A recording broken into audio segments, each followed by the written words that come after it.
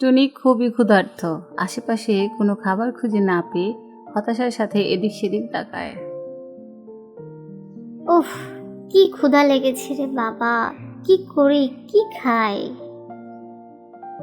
কি সুন্দর গন্ধ। আহা, কত সুন্দর সুন্দর পাকা আম। একটা আম ছিঁড়তে হাত বাড়ায়, তখন আম গাছ কথা বলে ওঠে। আরে থামো টুনি, থামো। কে কথা বলছে? হা, আমি এই আম গাছ। আম গাছ কথা বলতে পারে? হ্যাঁ পারি, তবে এই মিষ্টি আমগুলো খেতে হলে একটা শর্ত পূরণ করতে হবে। শর্ত? কি শর্ত? আমার তো খুব ক্ষুধা পেয়েছে। ধৈর্য ধরো টুনি,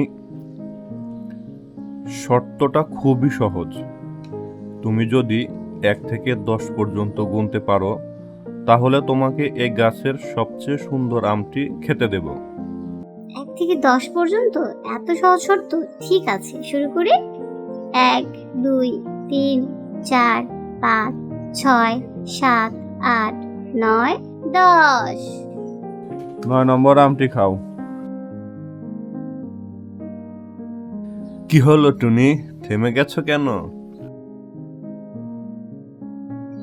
আসলে আমি সংখ্যা চিনতে পারি না। ও বুঝেছি, চিন্তা করো না। ওহ, 9 নম্বর আমটি তো ঝলমল করছে। নিশ্চয়ই এটাই সবচেয়ে সুস্বাদু আম। আম গাছ থেকে 9 নম্বর আমটি পড়ে টুনির হাতে। ধন্যবাদ আম গাছ ভাই, তোমার আম খুব মজাদার। আহা, কি অপূর্ব স্বাদ ছিল তোমার আমের। তুমি কি শুধুই আমাকেই আম দাও?